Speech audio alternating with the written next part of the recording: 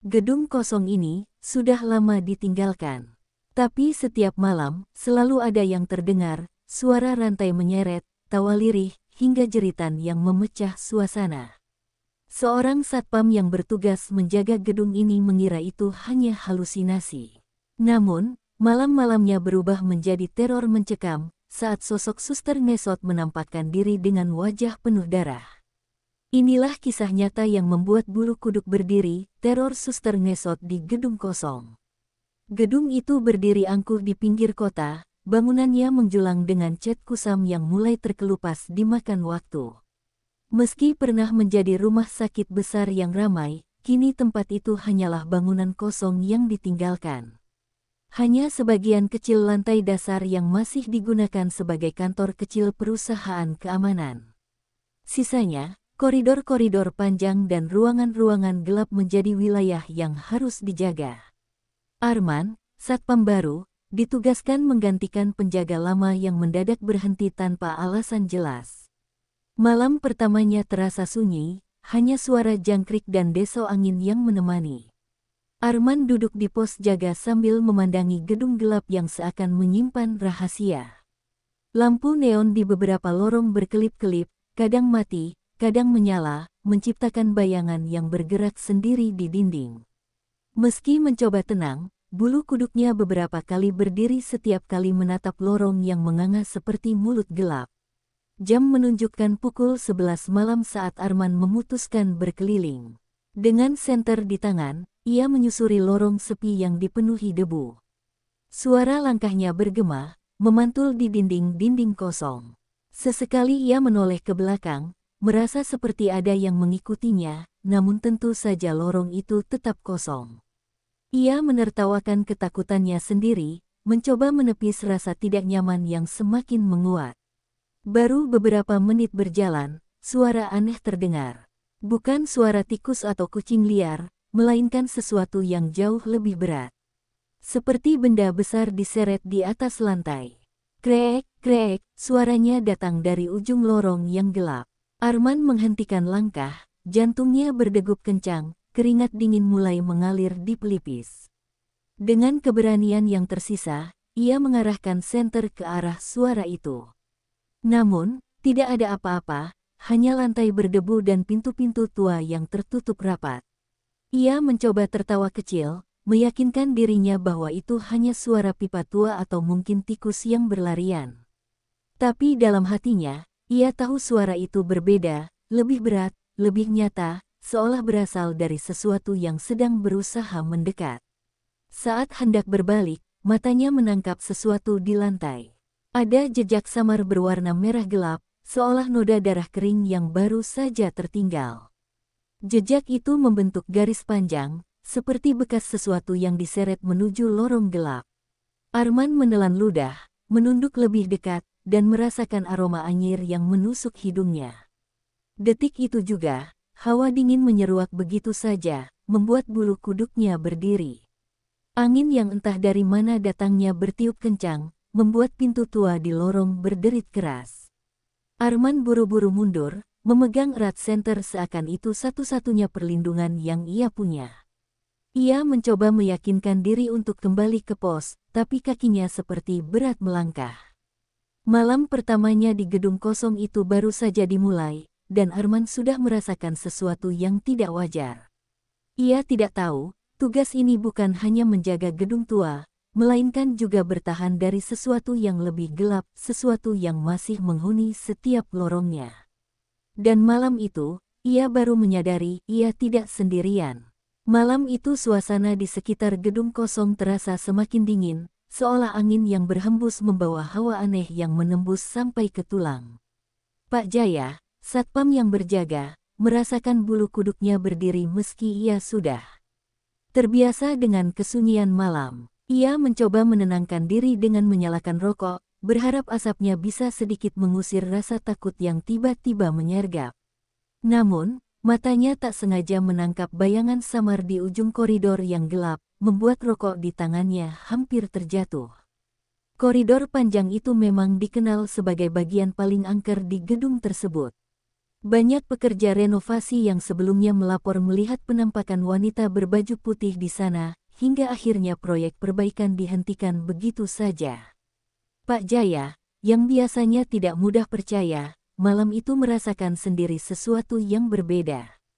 Bayangan itu bergerak perlahan, menyeret tubuhnya seakan tak memiliki kekuatan di kakinya. Jantungnya berdegup semakin kencang, napasnya tersengal, dan keringat dingin mulai mengucur dari dahinya. Pak Jaya memberanikan diri melangkah maju, membawa senter yang ia arahkan ke koridor tersebut. Cahaya senter bergetar mengikuti tangannya yang gemetar, dan sesosok wanita tampak semakin jelas. Rambutnya panjang menutupi sebagian wajah, tubuhnya mengenakan seragam putih penuh noda merah kecoklatan, dan yang paling menyeramkan, ia berjalan menyeret diri dengan tangan, sementara kakinya terkulai tidak berfungsi. Sosok itu semakin dekat, dan suara gesekan lantai dari tubuhnya membuat suasana semakin mencekam. Mulut Pak Jaya kaku, ingin berteriak tapi seolah ada yang mencekik lehernya. Ia berusaha mundur perlahan, namun langkahnya seperti lumpuh, tubuhnya seakan tertahan oleh rasa takut. Suster ngesot itu berhenti sejenak, menoleh dengan gerakan lambat, dan tatapan matanya yang kosong menembus cahaya senter. Suara lirih terdengar, seperti bisikan perempuan meminta tolong, tapi justru membuat suasana semakin menakutkan. Tanpa sadar, Pak Jaya menjatuhkan senternya, membuat koridor kembali diselimuti kegelapan. Hanya suara seretan tubuh yang semakin mendekat terdengar jelas di telinganya. Ia meraba-raba lantai, mencoba mengambil kembali senternya, tetapi justru merasakan sesuatu yang dingin menyentuh tangannya. Ia refleks menarik tangannya dengan cepat, dan pada saat itu senter menyala lagi, memperlihatkan tangan pucat penuh darah meraih ujung sepatunya. Pak Jaya berteriak sekuat tenaga, namun suara teriakannya seolah teredam oleh dinding gedung yang kosong. Ia berlari secepat mungkin meninggalkan koridor, menabrak kursi berdebu dan pintu tua yang berdecit keras. Nafasnya tersengal, jantungnya seperti ingin meloncat keluar, sementara suara seretan itu terus terdengar mengejarnya. Seakan-akan makhluk itu tidak ingin melepaskannya malam itu. Begitu sampai di pos jaga, Pak Jaya buru-buru mengunci pintu dan menutup gorden kecil di jendela. Namun, saat ia menoleh, bayangan putih itu sudah berdiri di luar kaca, menatap dengan mata kosong penuh dendam. Ia berlari mundur, tubuhnya terbentur meja, membuat gelas kopi pecah berantakan di lantai. Tidak ada lagi jalan keluar selain bertahan dalam ketakutan. Malam itu menjadi malam terpanjang bagi Pak Jaya. Suara ketukan di jendela, seretan tubuh di luar pintu, dan bisikan lirih memanggil namanya terus mengusiknya hingga dini hari. Ia sadar, sosok itu bukan sekadar penampakan biasa, melainkan arwah yang benar-benar ingin menyampaikan sesuatu atau bahkan menyeretnya masuk ke dunia mereka. Sejak saat itu, ia tahu bahwa tugas jaga malam di gedung kosong itu bukanlah pekerjaan biasa, melainkan pertarungan hidup dan mati. Pagi harinya, Pak Jaya terlihat pucat saat petugas pengganti datang. Ia tidak banyak bicara, hanya menunduk dan merapikan barang-barangnya dengan tangan bergetar. Ketika ditanya apakah ada kejadian aneh semalam, ia hanya menjawab singkat bahwa gedung itu memang tidak seharusnya dijaga sendirian. Wajahnya jelas menunjukkan ketakutan yang mendalam, seakan-akan apa yang dilihatnya tidak bisa dijelaskan dengan kata-kata. Setelah pulang ke rumah, Pak Jaya tidak bisa tidur. Bayangan sosok wanita berlumuran darah dengan kaki yang terseret-seret itu terus menghantui pikirannya. Setiap kali ia memejamkan mata, wajah pucat dengan tatapan kosong itu kembali muncul. Bahkan suara seretan di koridor masih terngiang jelas di telinganya, membuatnya terbangun berkali-kali dengan tubuh penuh keringat dingin. Sore harinya, rekan kerja Pak Jaya bernama Herman datang berkunjung. Herman mendengar kabar bahwa Pak Jaya terlihat sangat kacau setelah jaga malam di gedung kosong itu. Dengan suara pelan, Herman mendorongnya untuk menceritakan apa yang sebenarnya terjadi. Awalnya Pak Jaya menolak, tapi akhirnya ia menceritakan semua dengan detail, dari bayangan samar di koridor hingga sosok menyeramkan yang menatapnya dari jendela pos. Herman mendengarkan dengan serius, lalu mengatakan bahwa ia pun pernah merasakan sesuatu yang aneh di gedung itu. Namun, selama ini ia memilih diam karena takut dianggap penakut. Ia pernah mendengar suara langkah kaki di lantai atas padahal gedung itu sudah kosong total, bahkan sempat melihat pintu terbuka sendiri padahal kuncinya jelas masih terpasang. Cerita itu membuat wajah Pak Jaya semakin pucat, karena berarti apa yang dialaminya bukanlah halusinasi semata. Malam berikutnya, giliran Herman yang mendapat jadwal jaga. Ia mencoba meyakinkan Pak Jaya bahwa semuanya baik-baik saja, tapi dalam hati ia juga merasa tidak tenang. Ia membawa beberapa perlengkapan tambahan, seperti tasbih dan botol kecil berisi air doa dari seorang ustaz. Dalam benaknya, benda-benda itu bisa sedikit memberi perlindungan dari gangguan yang tidak terlihat. Namun begitu ia memasuki gedung, hawa dingin langsung menyergap, lebih dingin dari biasanya. Jam menunjukkan pukul 11 malam ketika Herman mendengar suara langkah-langkah kecil dari arah tangga. Ia tahu tidak ada siapapun di sana, tapi suara itu terdengar jelas, berat dan menyeret, seolah seseorang memaksa dirinya untuk bergerak dengan susah payah. Herman menyalakan senternya dan mengarahkannya ke arah tangga, namun tidak ada apapun yang terlihat. Hanya udara dingin yang membuat napasnya berembus seperti asap. Tiba-tiba, dari ujung koridor, ia melihat sesuatu yang membuat jantungnya berdegup kencang. Sosok wanita dengan seragam putih, wajah tertutup rambut panjang, bergerak perlahan dengan tangan menyeret tubuhnya. Suara gesrek, gesrek, menggema di seluruh gedung, membuat bulu kuduk Herman berdiri. Ia teringat cerita Pak Jaya semalam, dan sekarang ia harus menghadapinya sendiri. Herman mencoba membaca doa dengan suara bergetar, namun semakin keras ia melafalkan, semakin keras pula suara seretan itu mendekat. Hingga akhirnya, tepat di depan matanya, suster ngesot itu berhenti dan menoleh dengan mata merah menyala. Herman terdiam membeku, tubuhnya kaku seperti patung. Dalam hati, ia menyadari satu hal, mungkin arwah itu tidak sekadar menakut-nakuti, tapi benar-benar ingin menyeret mereka masuk ke dalam kegelapan gedung itu selamanya. Herman berlari sekuat tenaga meninggalkan koridor, napasnya terengah-engah, namun suara seretan itu seolah mengikuti di belakangnya tanpa henti.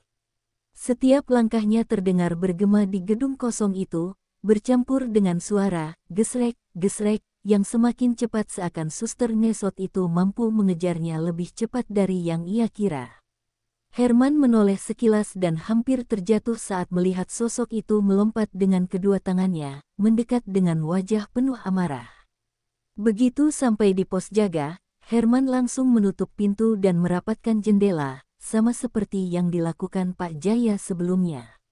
Ia mencoba menenangkan diri, namun baru saja ia duduk, suara ketukan keras terdengar dari jendela. Tok, tok, tok, suara itu berulang-ulang, diiringi dengan suara lirih memanggil namanya. Hermaan, Hermaan, suara itu serak, panjang, dan menusuk telinga, membuat bulu kuduknya berdiri. Herman mencoba mengabaikannya, menutup telinga dengan kedua tangannya, tetapi suara itu justru terdengar semakin jelas seolah berasal dari dalam kepalanya. Ia menatap ke kaca jendela, dan di sana tampak bayangan samar seorang wanita dengan mata merah menyala, menatap lurus ke arahnya. Herman langsung menjatuhkan kursi, mundur ke sudut ruangan sambil berdoa dengan suara gemetar. Tiba-tiba listrik padam, pos jaga berubah gelap total. Satu-satunya cahaya hanyalah dari senter kecil yang tergeletak di lantai. Herman segera meraihnya, namun saat cahaya senter menyapu ruangan, ia melihat sosok suster ngesot itu sudah berada di dalam pos, merayap mendekat dengan darah yang menetes dari mulutnya. Herman berteriak, namun suaranya tercekat di tenggorokan, membuat tubuhnya semakin kaku diliputi rasa ngeri. Suster itu bergerak semakin dekat, tangan pucatnya terulur ke arah kaki Herman. Ia panik, menendang meja hingga semua barang berantakan. Air doa yang ia bawa tumpah ke lantai, dan beberapa tetes mengenai tangan makhluk itu. Seketika terdengar suara jeritan melengking yang sangat nyaring, membuat kaca jendela bergetar seakan hendak pecah. Herman memanfaatkan kesempatan itu untuk berlari keluar, meski langkahnya goyah dan lututnya hampir lemas. Ia berlari menuruni tangga gedung dengan terburu-buru, hampir terjatuh berkali-kali. Namun anehnya, suara seretan itu tetap mengikuti, bahkan semakin cepat, seperti bayangan yang tak bisa dilepaskan. Herman akhirnya keluar ke halaman depan, berharap udara malam bisa sedikit mengurangi ketegangan. Tapi ketika ia menoleh ke arah pintu gedung, suster ngesot itu masih berdiri di ambang, menatapnya dengan senyum mengerikan. Dengan tubuh gemetar, Herman segera menyalakan motor yang terparkir di dekat pos jaga. Mesin motor berulang kali macet, seakan ada yang menghalangi kepergiannya. Baru setelah beberapa kali mencoba, motor itu menyala dan ia melesat keluar dari area gedung. Namun, sepanjang jalan pulang, ia masih bisa merasakan tatapan kosong itu mengikutinya, bahkan di kaca spion sempat terlihat bayangan putih melintas sebentar. Malam itu Herman tidak bisa tidur, sama seperti Pak Jaya sebelumnya. Ia sadar ada sesuatu yang lebih gelap dari sekadar penampakan biasa di gedung kosong itu. Arwah suster itu seolah terikat pada gedung, namun juga mampu mengikuti siapa saja yang berani mengusiknya. Dalam hati, Herman mulai bertanya-tanya, siapa sebenarnya sosok itu, dan mengapa dendamnya begitu kuat hingga sanggup meneror orang yang bahkan tidak mengenalnya. Keesokan harinya, Herman menemui Pak Jaya dengan wajah yang tampak sama pucatnya. Mereka berdua duduk di warung kecil dekat terminal, sama-sama diam untuk beberapa saat sebelum akhirnya Herman bercerita bahwa ia benar-benar melihat sosok yang sama. Pak Jaya hanya menunduk, lalu mengangguk pelan, seolah tidak ada lagi keraguan bahwa mereka memang diganggu oleh sesuatu yang nyata. Mereka sepakat untuk tidak lagi menganggap gangguan itu sebagai hal sepele. Pak Jaya mengaku pernah mendengar desas-desus tentang masa lalu gedung itu. Konon, gedung tersebut dulunya adalah bagian dari rumah sakit yang sudah lama ditutup. Ada cerita tentang seorang perawat yang meninggal mengenaskan karena kecelakaan di ruang operasi darurat. Namun, rumor lain mengatakan ia sebenarnya menjadi korban malpraktik dan ditutup-tutupi oleh pihak rumah sakit. Arwah perawat itu diyakini tidak pernah tenang dan masih bergentayangan di sana. Herman mendengarkan dengan seksama, semakin merinding mendengar penjelasan itu. Semua potongan cerita seolah sesuai dengan apa yang mereka lihat, seragam putih, noda darah, dan cara berjalan menyeret tubuhnya. Jika benar sosok itu adalah perawat malang yang mati tragis, berarti dendamnya begitu besar sehingga gedung itu menjadi tempat kekuasaannya. Herman mulai yakin bahwa selama belum ada yang menenangkan arwahnya, teror itu tidak akan pernah berhenti. Malam berikutnya, keduanya memutuskan untuk berjaga bersama di gedung tersebut.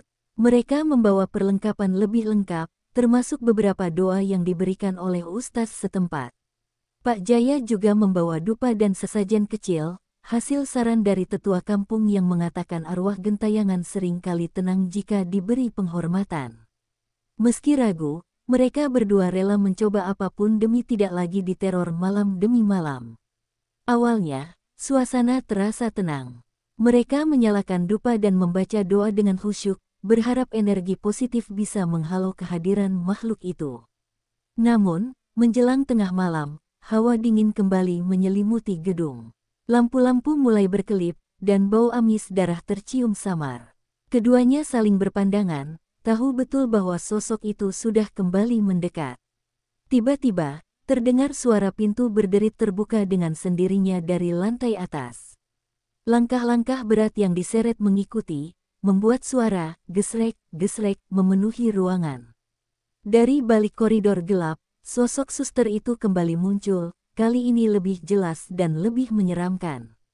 Darah menetes dari seragamnya, dan wajahnya perlahan terlihat meski tertutup rambut, dengan mulut ternganga lebar seperti hendak berteriak.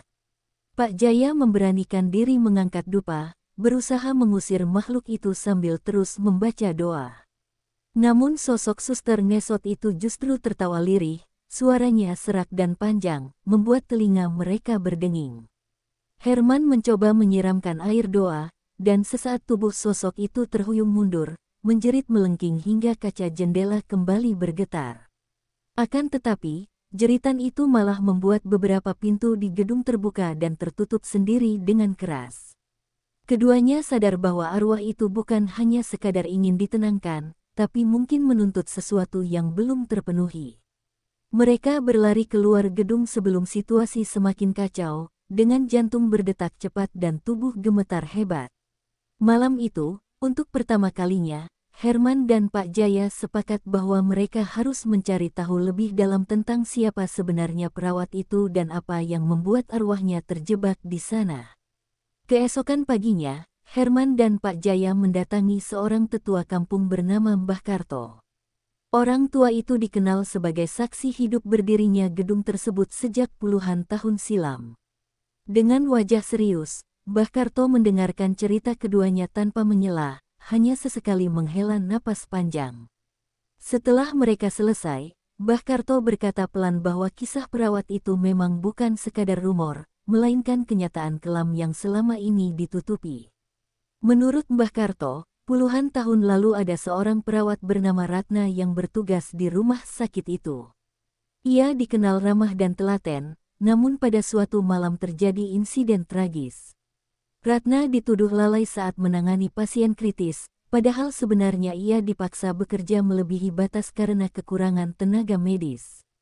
Malangnya, kesalahan itu membuat pasien meninggal, dan pihak rumah sakit menimpakan seluruh kesalahan padanya. Ratna dipermalukan, bahkan disiksa secara fisik oleh keluarga pasien yang marah, hingga akhirnya ia tewas dengan tubuh penuh luka. Lebih menyeramkan lagi, jasad Ratna tidak pernah dimakamkan dengan layak. Konon, pihak rumah sakit membuang tubuhnya begitu saja di ruang bawah tanah gedung itu untuk menutupi skandal. Mbah Karto menatap keduanya dengan sorot tajam, lalu berkata, selama jasadnya belum ditemukan dan diberi doa yang semestinya, arwahnya tidak akan pernah pergi. Ia akan terus menuntut balas pada siapapun yang menginjakkan kaki di tempat itu. Mendengar kisah itu, Herman dan Pak Jaya merasakan hawa dingin menjalari tubuh mereka. Semua potongan peristiwa yang mereka alami semakin masuk akal. Jeritan, tawa lirih, tatapan penuh dendam, semua itu berasal dari rasa sakit dan amarah Ratna yang tidak pernah terselesaikan. Mereka sadar bahwa apapun usaha mereka untuk mengusirnya tidak akan berhasil, kecuali menemukan jasad Ratna dan menenangkannya dengan doa. Malam itu, mereka memberanikan diri kembali ke gedung kosong dengan tujuan baru, mencari ruang bawah tanah yang disebutkan Mbah Karto. Dengan membawa senter, linggis, dan beberapa perlengkapan doa, keduanya menyusuri gedung dengan langkah hati-hati. Suasana semakin mencekam ketika mereka menemukan sebuah pintu tua yang terkunci rapat di lantai bawah, seolah memang sengaja disembunyikan. Bau busuk samar terasa keluar dari celah pintu, membuat perut mereka mual. Saat pintu berhasil dibuka dengan paksa, udara pengap menyergap keras. Ruang itu gelap dan penuh debu, namun di sudut ruangan terlihat sesuatu yang membuat keduanya terdiam. Ada tumpukan kain putih berlumur noda kecoklatan, dan di bawahnya tampak tulang belulang manusia. Herman menyalakan senter lebih dekat, dan jelaslah bahwa itu adalah jasad Ratna yang sudah lama membusuk, ditinggalkan tanpa penghormatan sedikit pun. Tiba-tiba, suara seretan terdengar lagi, kali ini lebih keras dari sebelumnya. Dari balik kegelapan, sosok Ratna muncul, lebih menyeramkan daripada yang pernah mereka lihat. Matanya menatap tajam ke arah tumpukan tulang itu, lalu ke arah Herman dan Pak Jaya. Tangannya terulur, wajahnya menunjukkan ekspresi kesakitan bercampur amarah, seakan meminta agar penderitaannya segera diakhiri. Pak Jaya gemetar hebat, namun ia tahu inilah saat yang tepat. Ia mulai membaca doa dengan suara lantang, sementara Herman menaburkan bunga dan menyiramkan air doa ke tulang belulang itu. Sosok Ratna menjerit melengking, tubuhnya bergoyang hebat seolah dilanda siksaan, namun kemudian suara tangis lirih terdengar, seperti ucapan terima kasih yang tertahan. Perlahan tubuh itu memudar, hanya menyisakan keheningan mencekam di ruang bawah tanah yang dingin. Setelah doa terakhir selesai dibacakan, suasana ruang bawah tanah itu berubah hening. Bau busuk yang tadinya menusuk hidung perlahan menghilang, digantikan dengan semilir angin sejuk yang terasa aneh karena sebelumnya ruang itu begitu pengap. Herman dan Pak Jaya saling berpandangan, keduanya berharap semua teror telah berakhir. Namun, hati mereka masih dipenuhi rasa was-was, takut jika sosok Ratna belum benar-benar tenang.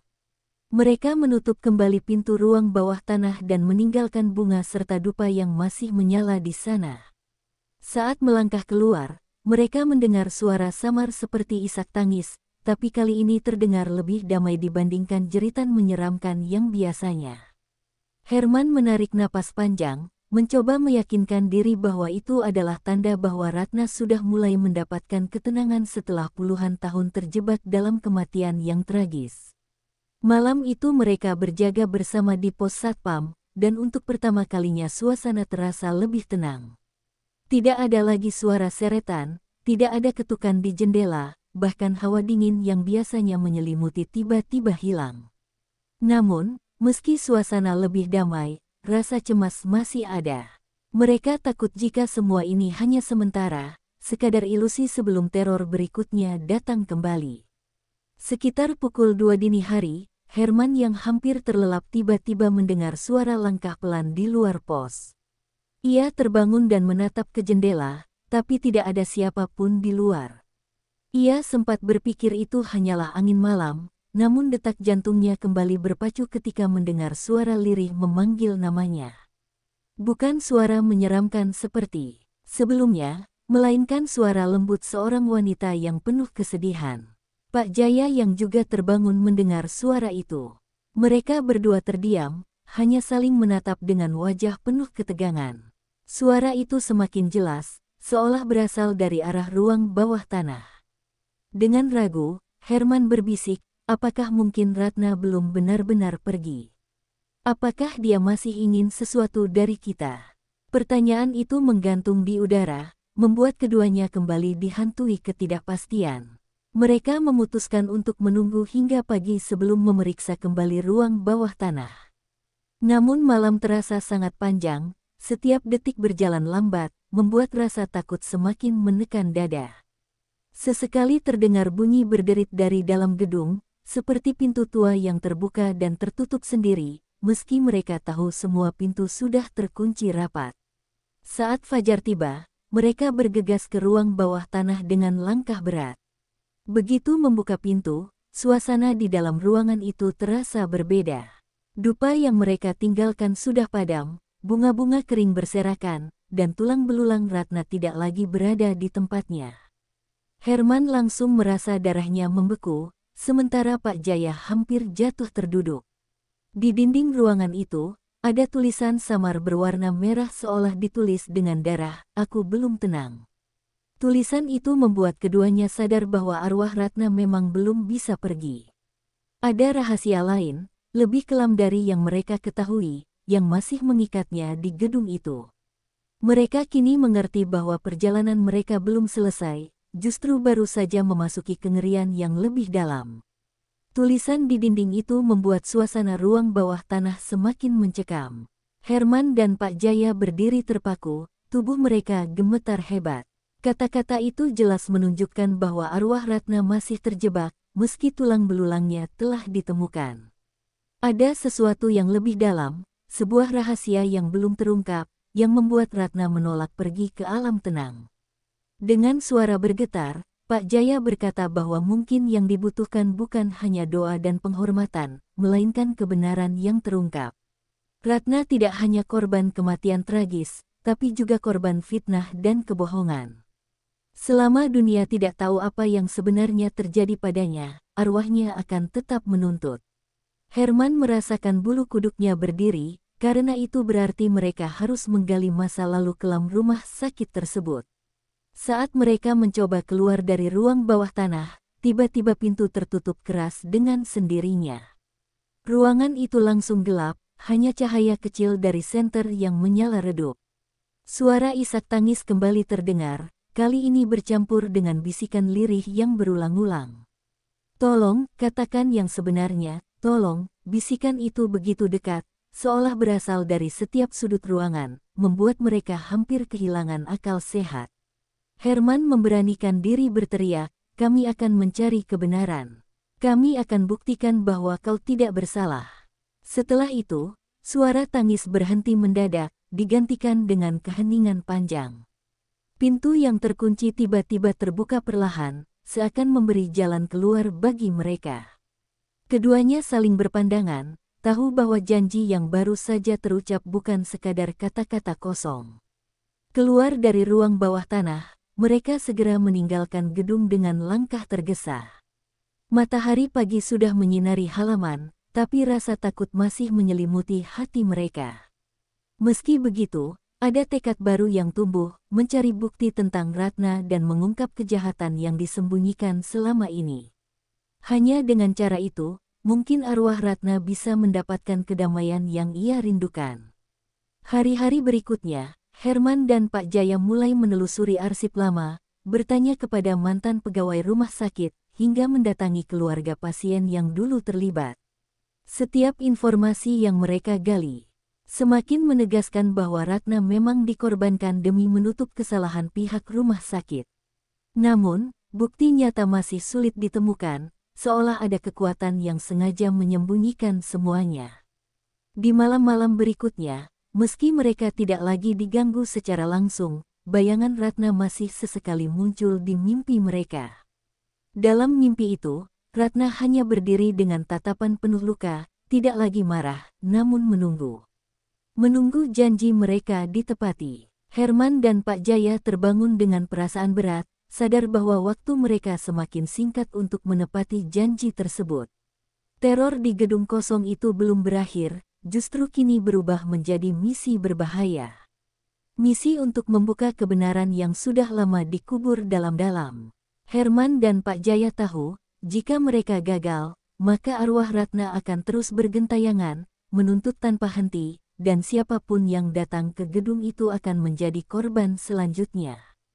Gedung itu tetap berdiri angkuh, menyimpan rahasia kelam, dan nama Ratna akan terus bergaung di setiap lorong gelapnya. Tidak ada yang tahu, apakah suster itu masih bergentayangan di gedung kosong tersebut, atau kini ia mencari tempat baru untuk menampakkan dirinya. Satu hal yang pasti, setiap gedung yang tampak sepi, belum tentu benar-benar kosong.